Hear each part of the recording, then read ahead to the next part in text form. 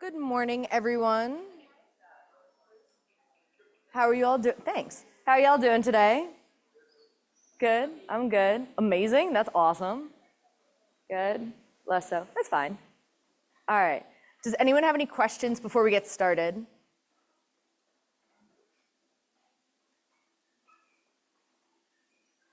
Okay, cool. So we left off in our beginning of chapter 6. We're looking at our substitution reactions. And so we said that there were two types of substitution mechanisms we're going to discuss this semester. What were the two mechanisms?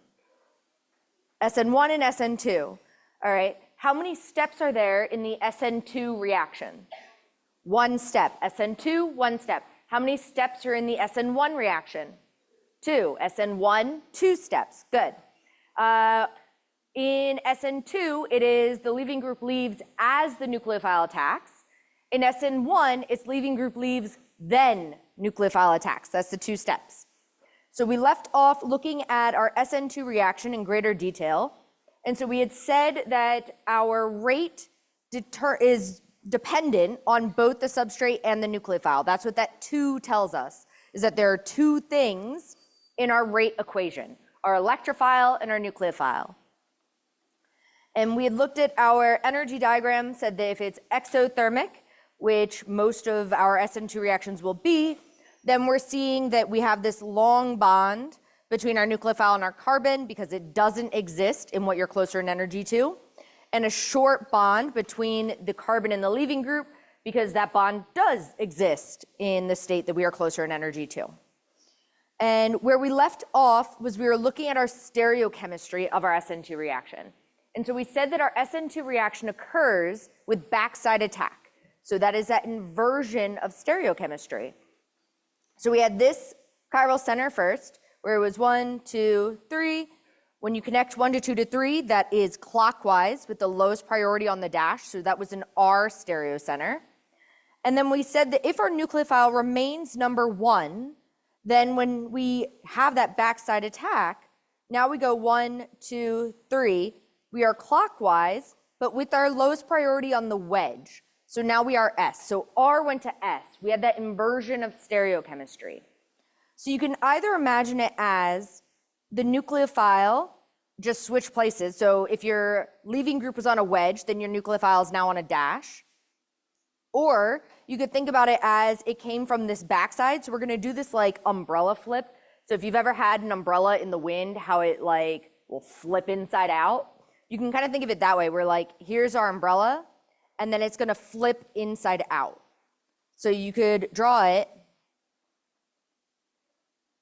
where your methyl is still up here, your ethyl is up there. So we are now making this go inside out.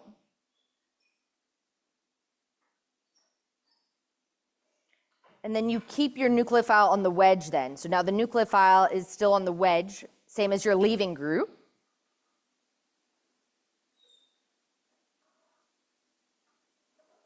And again, if we're assuming our nucleophile is number 1, now we can clearly see that it is S. So it is 1, 2, 3, counterclockwise with the lowest priority on the dash. So that is S. So either way of drawing it is accurate. But what we need to see is that inversion of stereochemistry. SN2 occurs through backside attack. Your nucleophile comes from the opposite side of where your leaving group is located. That means most of the time, R goes to S, S goes to R. But be careful, remember that R and S label is that arbitrary Coningal-Prelog rules, where it all just depends on your atomic number. So if your leaving group is number 1 and your nucleophile is number 1, then yes, S goes to R, R goes to S. That works. If they're not the same priority level, then you're not necessarily going to have R going to S. It might be R goes to R, but you still have inversion because it physically switched the location. So watch out. Always double check your R and S.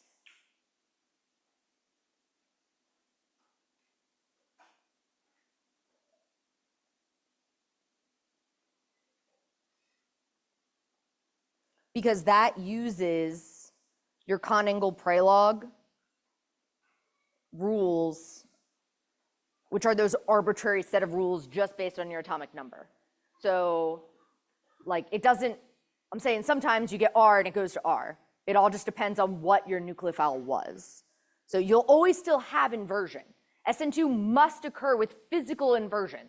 Your nucleophile had to come from the opposite side of your leaving group.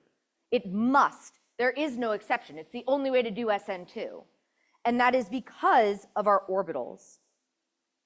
So when we look at our orbitals, our sigma orbital, if we are combining that sp3 and an s orbital, so assuming that this is your leaving group's orbital, so it could have been a p, it could have been whatever, but if we're assuming that this is my carbon and this is my leaving group, this is my sigma orbital that combines, where they are in phase, so we get the really big orbital. That is the bonding molecular orbital. But we're going to be breaking our sigma bond, right? We're going to be breaking that carbon leaving group bond. The leaving group leaves. So that means I need my anti-bonding orbital now, because I'm breaking the bond. I'm going to put electrons in my anti-bonding orbital.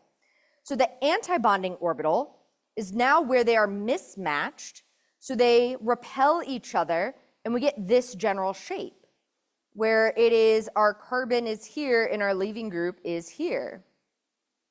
That's really hard to read. I'm going to write them up here. So carbon there, leaving group there. So what this looks like, if this is my leaving group, you get this big orbital, little, big. This is my sigma star. Let me draw this a little better to scale.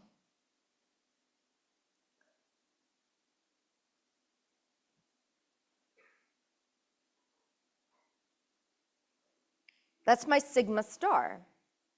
So the region where I can easily access that sigma star, put electrons in it, is 180 degrees from the leaving group. So my sigma orbital, remember my sigma orbital exists on top of this simultaneously. Here's my sigma orbital. So this is where I have electrons currently.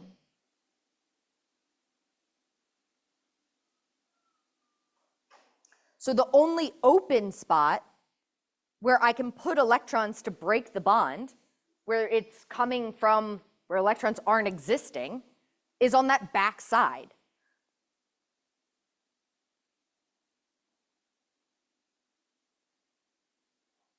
So that is the accessible part of my sigma star, is 180 degrees from the leaving group on the back side of the bond. So my nucleophile is going to approach, so if this is its orbital, whatever it is, coming in, it's going to put those electrons into the sigma star, which disrupts that bond, breaks that bond, and pushes out the leaving group.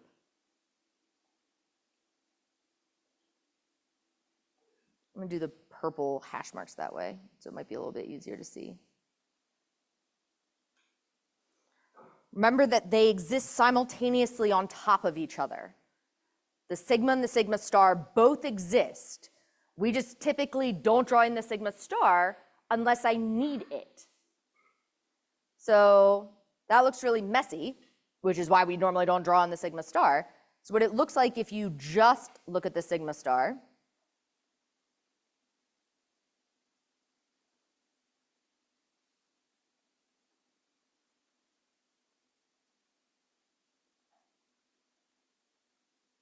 is that, where our nucleophile is coming in, approaching my sigma star in order to break the carbon leaving group bond. That's where I can actually access that anti-bonding orbital, right? So every single SN2 reaction, 100% of them, it is a definition of being an SN2 reaction, will have this inversion, because the only way for it to occur is for it to come 180 degrees from the leaving group. Why? Because that is where our accessible sigma star is. That's where we can access that anti-bonding orbital. Cool. So SN2 will always occur with inversion. R and S, you got to check because it's the arbitrary Coningal Prelog, check your priority numbers based on atomic number, blah, blah, blah, blah, blah. But your inversion will still occur. The physical inversion always occurs. You will always flip it so that it went from either the wedge to the dash, or we do this little umbrella flip of our lines. That will always occur. If you're doing SN2, you got to flip it, where it's wedge to dash, or you flip your core. Right. Can you tell that's very important? Yeah, it's usually a question that I like to ask on an exam. Either this or an E2 orbital question. So SN2 reactions are stereospecific, meaning that their stereochemistry is going to depend on the stereochemistry of the starting material. So the stereochemistry of the product, relates to the stereochemistry of the starting material. That's all it means, is that R goes to S, S goes to R. It is that inversion that we're seeing. If you want to have a faster reaction, so you're trying to affect the rate, we said that there were 3 things that affects the rate of an SN2 reaction. It's going to be our nucleophile and our electrophile. Then within our electrophile, it is also the quality of our leaving group. So we get these 3 factors, our substrate effect, our nucleophile effect, and our leaving group effect. This is what is going to affect the rate. So for our substrate effect, less substituted is going to be better. It's faster, which makes sense because I need to get my nucleophile to attack that carbon all in one go. I need to get to this backside. So if there's less stuff back here blocking my sigma star, it's going to be a lot easier. It'll be way faster. So the less substituents at that alpha carbon, the carbon attached to the leaving group, the faster it's going to be. So how we say that is our methyl leaving group is going to be the absolute fastest, which is better than our primary, which is better than our secondary leaving group, which is way better than our tertiary leaving group. Our tertiary leaving group, we're going to say this won't happen. It is just too sterically encumbered. You're not going to be able to access that sigma star. There's too much stuff around it. There's too many steric effects. So our rate is going to be decreasing as you go left to right, or you could say it increases from right to left.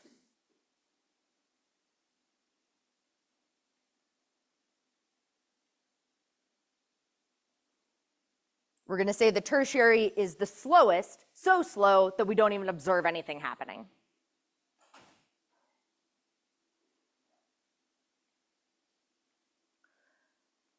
We can also impact our rate by having a better nucleophile. So remember our nucleophile trends we talked about, where it was generally aligning with our base trends, but our difference came with the sterics of our nucleophile, and then also our solvent effects. If you have a solvent shell, then the atom size flipped for our bases, right? So if you were in protic solvent, the larger atom was better. If you're an aprotic, not protic solvent, then the smaller atom is better, is a better nucleophile. So because our nucleophile has to get to that carbon, it has to attack all in one go. If you have a better nucleophile, it's going to be faster. If it's stronger, it's going to attack right away. It is ready to go. It's highly reactive. It is ready to just jump on in here and attack that carbon. So having the better nucleophile, something that has a negative charge, is going to be a faster SN2 reaction.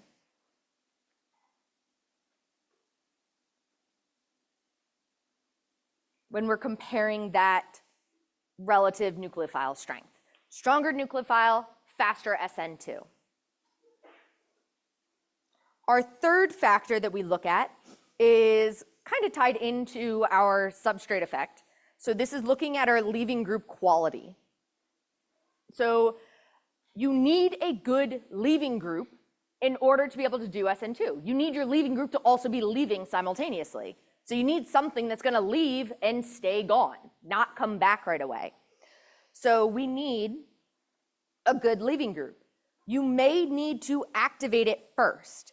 Activating just means turn it into a good leaving group. We will activate with either an acid-base reaction, so we'll protonate it,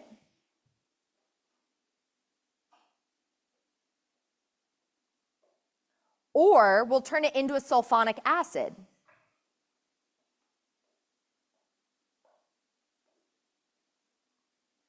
So that was the mesylate, the tosylate, or the triflate. MSTSTF. That TF is really messed up. That's how when we say activate, we just mean make it a good leaving group first. So when we look at these two, for these two reactions, they both have the same nucleophile. They're both using bromide. That's a decent nucleophile. But the better leaving group is going to be the one that reacts faster. My oxonium ion is going to be the better leaving group than just the OH, because this will leave as neutral water.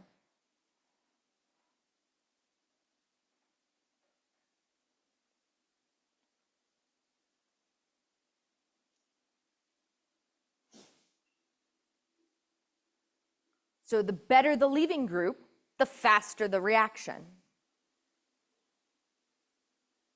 So if we wanted to think about, like, what is the fastest reaction we can think of? Something that's going to combine all three of these factors. That means that I want to have my best substrate. What was my best substrate? The methyl, right? The methyl leaving group. So I'm going to have a CH3 because there is like zero sterics going on there with all those hydrogens. So I'm going to have a methyl substrate. Perfect. That's going to be very fast. All right. Then what leaving group is really exceptional? What did we say was like our best leaving group? Such a good leaving group, it's never coming back. Does anyone remember?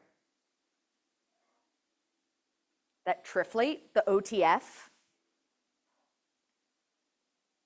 We said that that was an exceptional leaving group. The oxonium ion is as well. That's also a really good leaving group because it leaves as a neutral charge. But that triflate, remember that we said that it's stabilized both via resonance and via induction. That's what made it such a good leaving group. It was this thing. Once it leaves, it becomes this negative charge. This is OTF.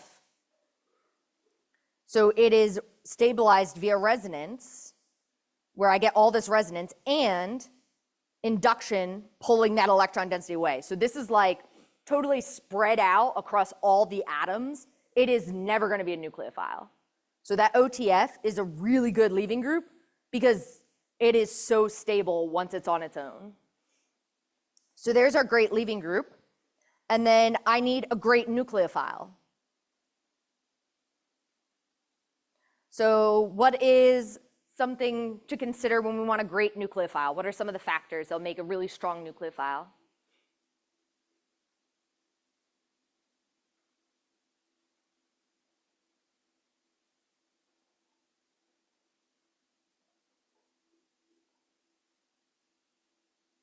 Yeah. We want it to be small, absolutely. So the size of the nucleophile is a big factor. So we got to make sure that we're going to pick something that's really small. What else do I want? A negative charge. So I want it to be really electron rich. So negative charge. We're small, we have a negative charge. And then we're also going to want something that's going to be a weak conjugate base. So something like a sulfide is going to be a great nucleophile. This is going to be a nucleophile only. It is not going to act as a base. So this is a great nucleophile. Has a negative charge, it's really tiny, and it is going to be readily able to attack. It is not going to act as a base because its conjugate acid is a reasonably strong acid. It's not a strong acid, but it's an acid. It is acidic. So if you're trying to imagine like my fastest, you would do this combination where you would have the really good substrate great leaving group, great nucleophile. That's going to be a really fast SN2 reaction because you got to consider all three factors. When we're drawing our mechanism of our SN2 reaction, the actual substitution step is concerted. So the actual SN2 part is one step, right? The actual substitution is one step. So that means that when your nucleophile is attacking, your leaving group is leaving simultaneously.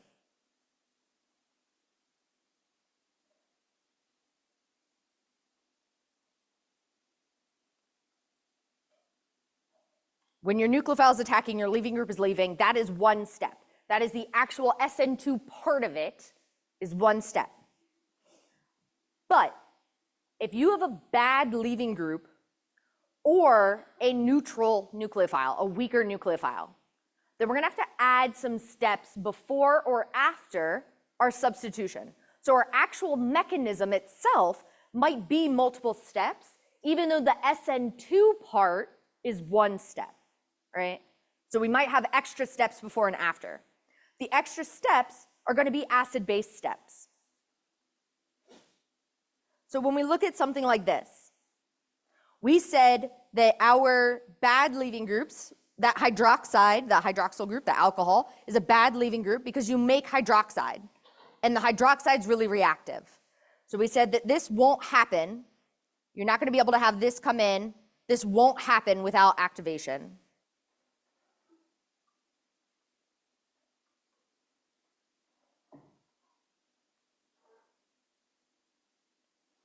You need to make that alcohol a better leaving group first. So if you have a bad leaving group, like your OH, you have to activate the leaving group first before it can leave. So we can do that by either adding an acid or turning it into a sulfonyl halide, making that sulfonic acid. So if we add a Bronsted acid, if we protonate it first, then I'm going to have my alcohol is the base. It's going to react with my acid, with my strong acid. That is that activation step.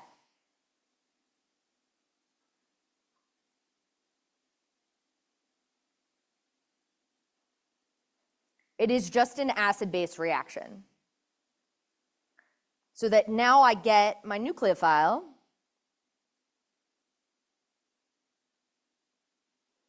with that leaving group. What is this thing called again? Oxonium, yeah. Just seeing if you're listening from a couple seconds ago. That's our oxonium ion. That is a really good leaving group. So now that I did my acid base, now my nucleophile can attack and then kick out my leaving group. That is the SN2 step. So SN2 part is still just one step. The nucleophile is attacking, leaving group is leaving. You have two arrows. Nucleophile attacks, leaving group leaves. That's SN2, is one step.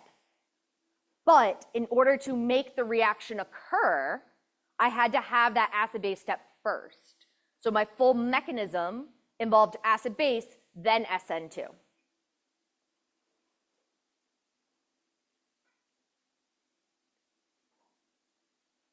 This is also really common if you have an ether. So our alcohols are bad leaving groups. Our ethers are also going to be a poor leaving group.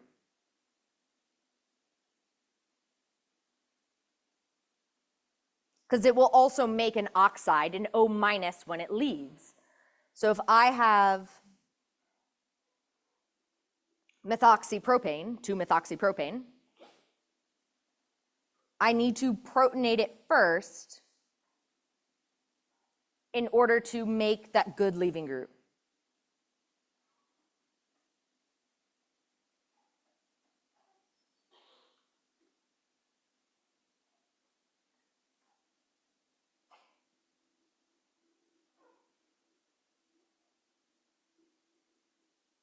Because now it'll be neutral when it leaves.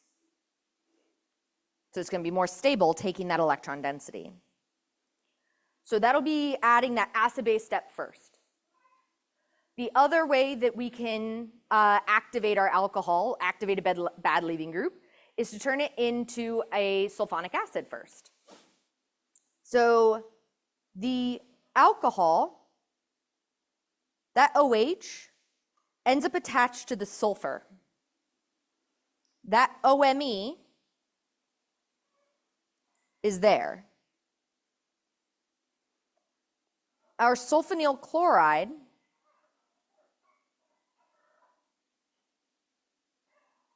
is that same MS, TS, or TF, but it now just has a good leaving group. It has the chlorine as a good leaving group. So what this mechanism looks like is you start with your alcohol,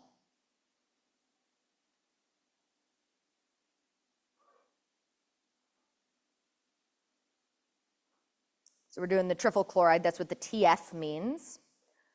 And so when I look at this, what is going to be my nucleophile here?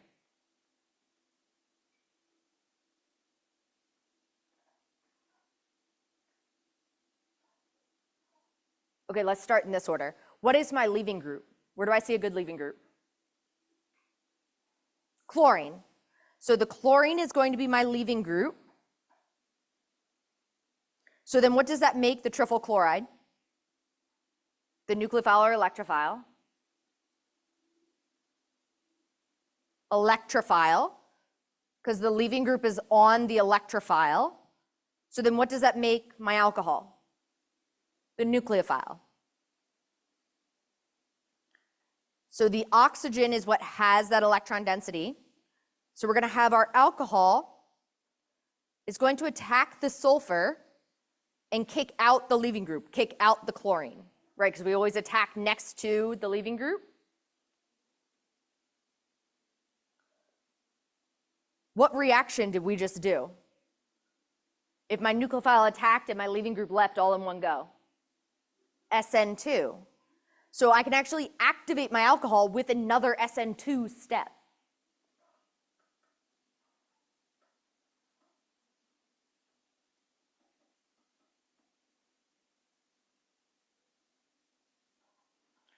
So we did an SN2 activation of our substrate,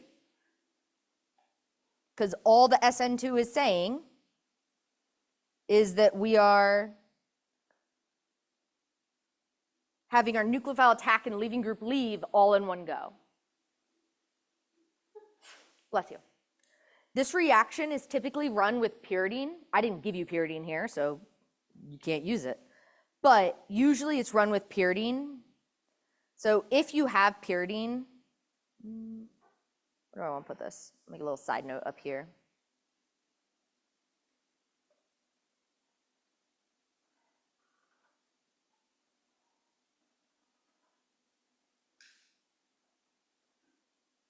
Which usually gets abbreviated PY. Then your pyridine is going to act as a base so that you would get to this point. The first step is still the same. But now that pyridine is just benzene but with nitrogen in it.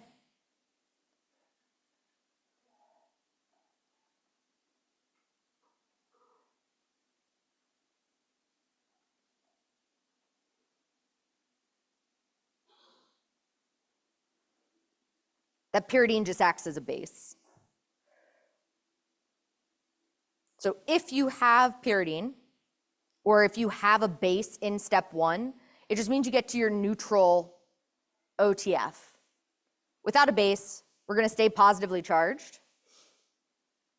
And then we're going to add in our nucleophile.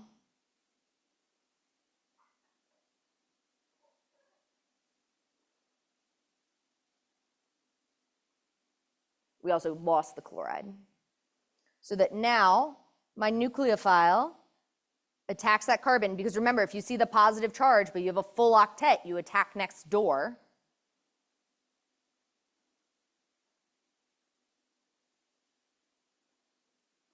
So that now we're doing step 2, which is our actual substitution.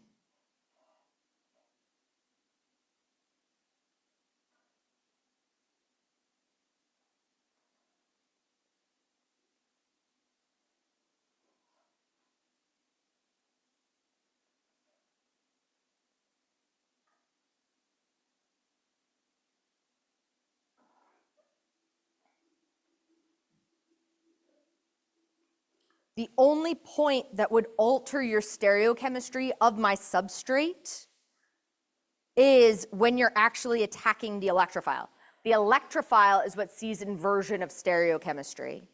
So in this first step, this stereochemistry is unimpacted because this whole thing came along for the ride. If that sulfur was chiral, if it was chiral, then it would have inversion, but it's not chiral. So the only time where you would observe inversion of stereochemistry is when you're attacking your electrophile. Because that's when you get the backside attack.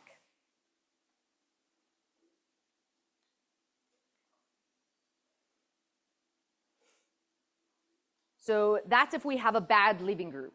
Then we have to add this step beforehand to make it a good leaving group, so we can do the substitution. If you have a poor nucleophile, then you're going to have to add a step after your substitution.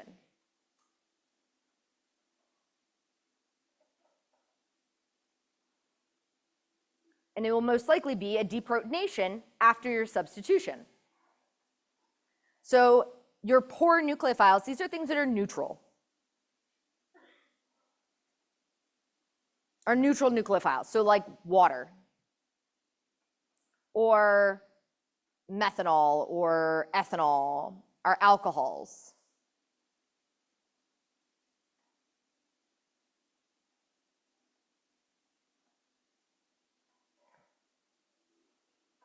So if I have that water attack in and do the substitution, that is SN2 because my nucleophile is attacking as my leaving group leaves. So that is SN2.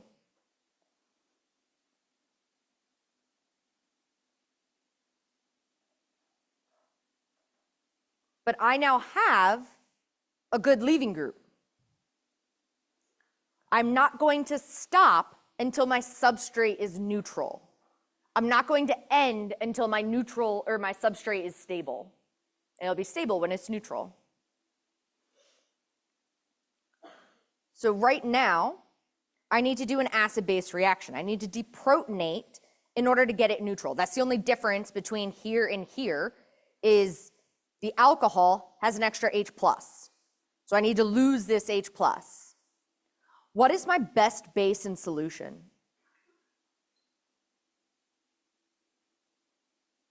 Is bromide a good base? No, it's the conjugate base of a very strong acid. So we're not actually going to form this hydrobromic acid. That's a strong acid. What is the better base in solution? Well, what else do I have? Water.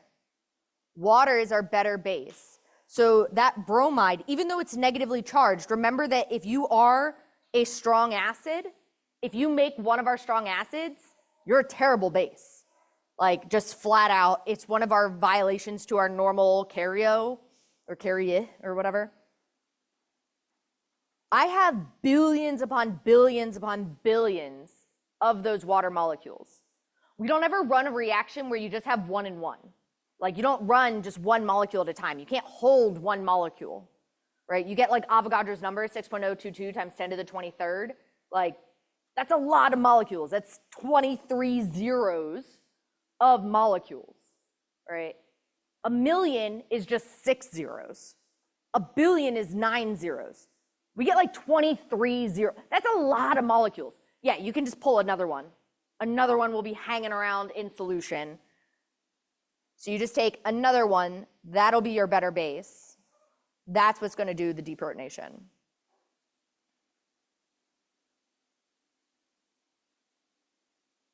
Deprotonation meaning you are removing a proton.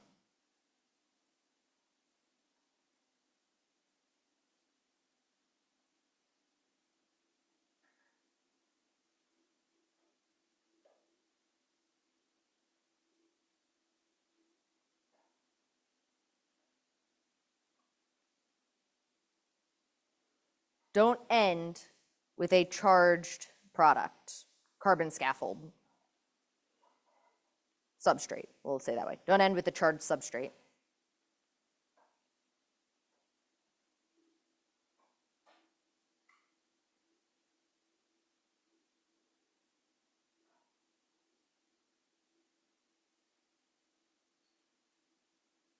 Yes.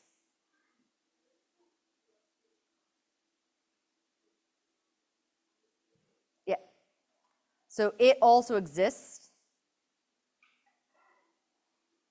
I just didn't draw it in because it doesn't contain carbons. But that's a really good point. Usually on my exams, so actually I should be writing it in because on my exams I usually expect you to write it, that on my exams if I say include all organic and inorganic products, these are inorganic products. This is your organic product. So usually on my mechanism questions, I will expect you to include inorganic products. For your predict the product questions, I usually just ask for the organic product. So mechanism, I expect you to put everything. If you're just showing what is the product, then usually you just show the organic product. Yes. So the HBr never existed. So it is your H3O plus and that Br minus that was right here.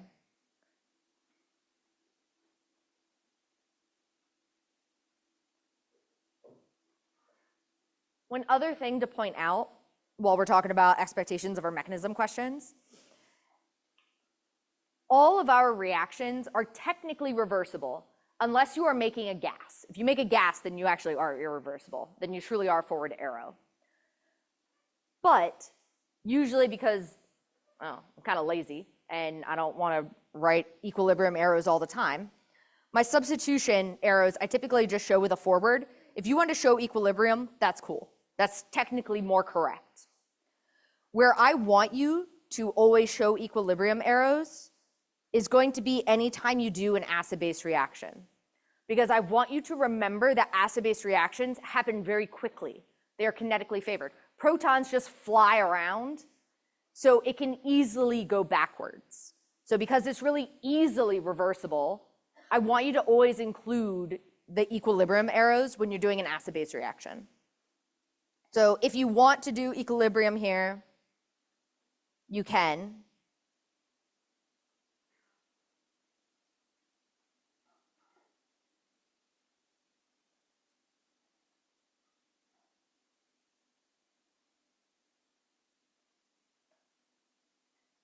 That's technically more correct. That's better. But I'm okay without it. But you must include the equilibrium arrows on acid-base reactions. The only time when you must do a forward arrow is if you make a gas as a product. Because that's the only time that you are truly irreversible.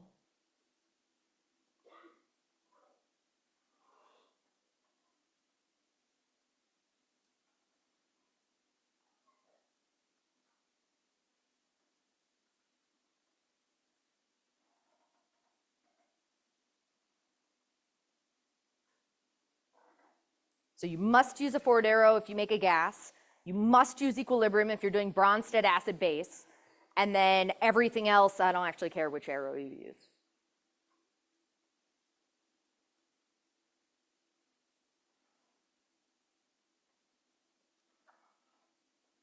All right. Do we have any questions about SN2?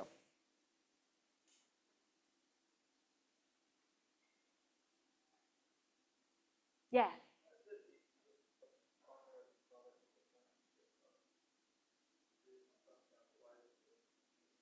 So it was there in the first place because I put it there to remember to tell you about this concept of the better basin solution is why I wrote it.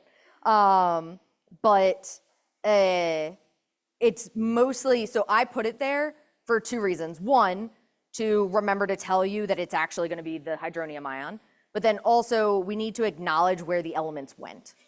So it was there to avoid the questions of like, well, what about the bromide? And also to remind me to tell you about it.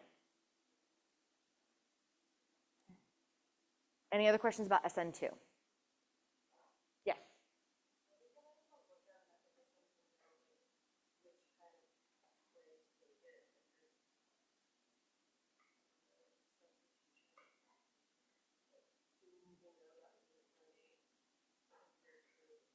Yes, you'll be expected to know, to look at a reaction and know if you need to do acid base first or after. Yes, that'll be a reasonable expectation, is predicting the mechanism includes all those extra steps as well as the SN2 itself.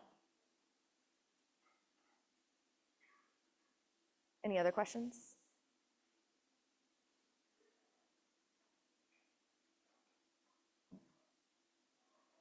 All right. Then we're going to talk about SN1. So SN1 is how many steps? 2 steps. SN1, 2 steps. The rate only depends on your substrate. Your nucleophile is not involved in the slow step. So when we look at this as our potential energy diagram, my rate determining step is that first step. That is the slow step. It'll always be making that carbocation. Making a carbocation will always be endothermic. It's always going to take energy to break that bond and make that carbocation. It's always going to be the slow step. That's our intermediate. And then our second step, where we are now making our product that has a much smaller energy of activation barrier, that'll be way faster. So leaving group leaves, that is the slow step to break that bond to make our carbocation. So when we go to draw our transition states,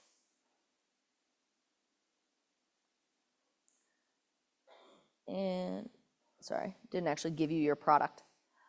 The first transition state, you are closer in energy to your carbocation. You are closer in energy to the product of that first step. So then when we go to draw our transition state, we have the dotted line to the leaving group. We look most like when you have a positive charge on the carbon, negative charge on the leaving group.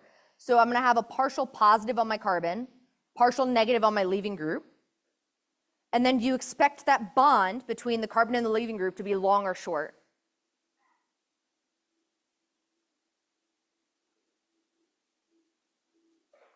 Long. It is a long bond because remember, you look to see, does the bond exist where you are closer in energy? The bond doesn't exist in that intermediate, so it's a really long bond. If it doesn't exist where you're looking, long. If it does exist, short. So now we go over to transition state 2. For our second transition state, it's where we're getting that nucleophile carbon bond.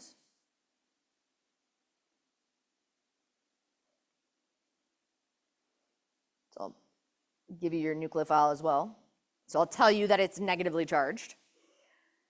So this is now my early transition state because I'm now closer in energy to the intermediate, my starting materials of that step.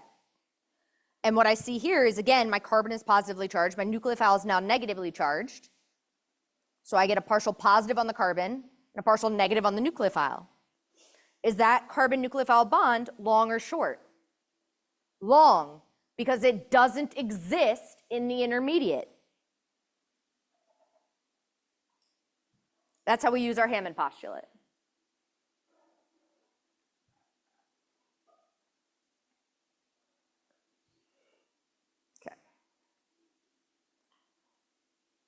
So to affect the rate of our SN2, it'll be, or not SN2, to affect the rate of our SN1, it'll be different to our SN2. It's going to be where we have still the substrate effect. We're going to have a leaving group effect, but now the nucleophile doesn't matter because the nucleophile isn't in our slow step. The nucleophile isn't in the rate determining step, so the quality of the nucleophile does not matter. We don't care about the nucleophile. It could be weak, it could be strong, doesn't matter. It is not going to affect your rate of the SN1 reaction. When we look at the stereochemistry of SN1, we're going to see racemization. So racemization meaning that you're going to get a mixture of the R and S. You get a mixture of inversion and retention. The reason why is because we go through a carbocation intermediate. Carbocations are sp2 hybridized. They are planar, flat, that destroys any stereochemistry that you had. So when I look at this example, let's put carbon in there.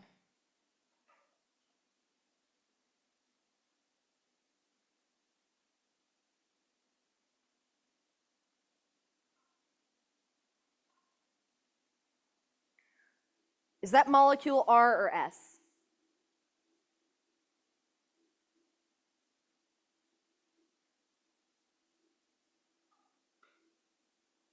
R. So we have 1, 2, 3. I connect 1 to 2 to 3. That is clockwise with the lowest priority on the dash. That is R. Step 1 of SN1 reaction is what? Leaving group leaves. So we're just going to kick out our leaving group. That is step 1.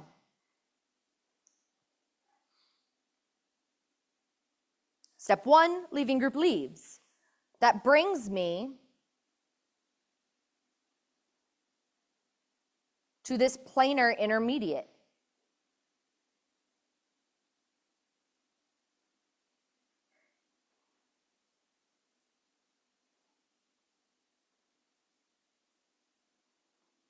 Where I have that p orbital, where the orbital is equal size on the front and the back, or the left and the right.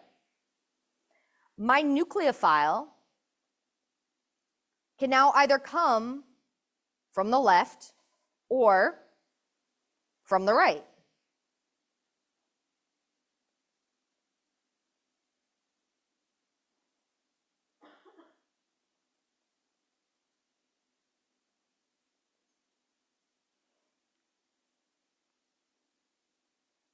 So if it attacks from the left, this will give me inversion. Because now my nucleophile is on the left-hand side.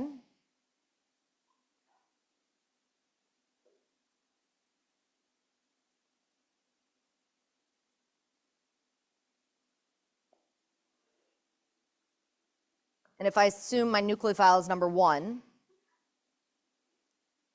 that is now counterclockwise with the lowest priority on the dash, so that is S. But it is equally as likely to have attacked from the right-hand side. There's nothing saying that it's going to have to do the left or the right, so it does both. Not simultaneously. One nucleophile attacks one molecule from the left. One nucleophile, a different nucleophile, attacks a different carbocation from the right. So you get a separate molecule where now your nucleophile is on the right.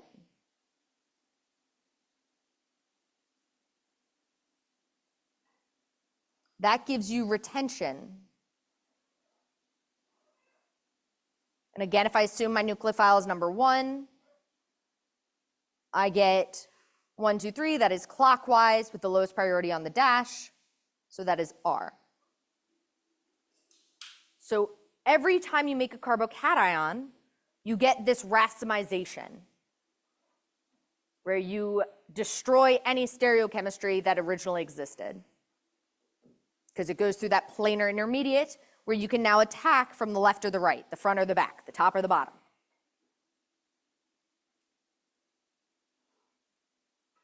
So if we attack from the left, you end up on the left. If you attack from the right, you end up on the right. Both are equally as likely, so both happen.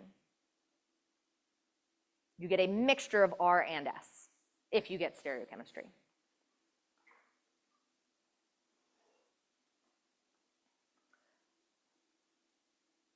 When we have an SN1 mechanism, we get an additional consideration.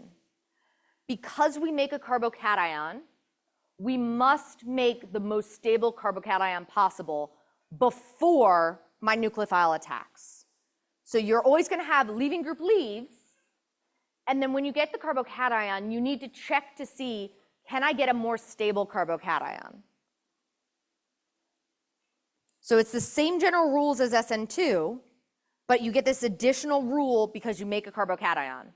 You must make the most stable carbocation before the nucleophile attacks. There are 2 ways to do a carbocation rearrangement. It is either a hydride shift or an alkyl shift. So that R or H are going to move due to hyperconjugation. Remember, hyperconjugation is that delocalization of electron density through space. So it was that parallel orbital where we said that it leaned over to give a little bit of electron density to that carbocation to make it more stable. It can lean so far that it falls over, right? So it is going to lean, and then it can fall over onto the neighboring carbon. It will only do this if it leaves behind a more stable carbocation. So your hydride shifts are very common because they will happen if you have just 1 degree of separation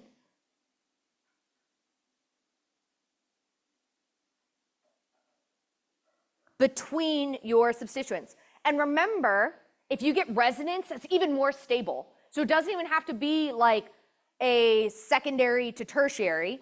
It could be secondary to secondary if you get resonance. You're just always going for the most stable carbocation, right? So this is assuming that we're aliphatic, no resonance possible. This carbocation, how would you describe this carbocation? Is it primary, secondary, or tertiary? Secondary, how do you know? 2 carbons attached, beautiful. So that is secondary.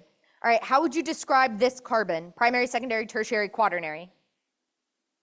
Tertiary, there are 3 carbons attached.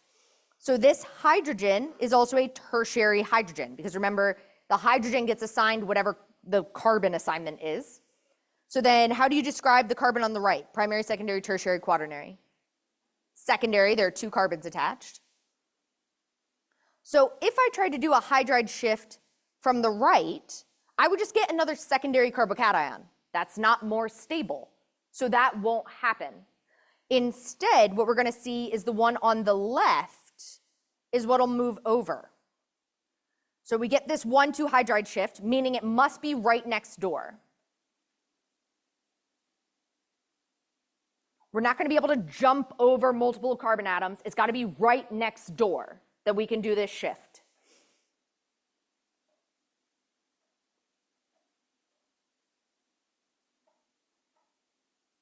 So that now that hydrogen is here, and that leaves behind a tertiary carbocation. That hydrogen takes the electrons with it. So if your neighboring carbon is tertiary to your secondary, then you will get a rearrangement. If you have a secondary or tertiary next to a primary, then, why did I write tertiary? Yes, it will also have a rearrangement. If you are tertiary, then you're not going to have a rearrangement unless you could get resonance.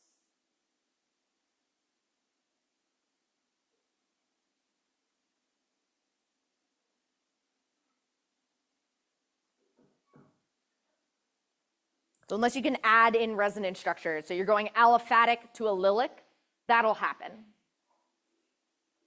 You just must make the most stable carbocation possible. You're going to go from less stable to more stable. All right? So next class, we'll finish out our mechanisms. We'll summarize SN1, SN2, and we'll probably, we might start elimination. We'll see. We'll see how we feel.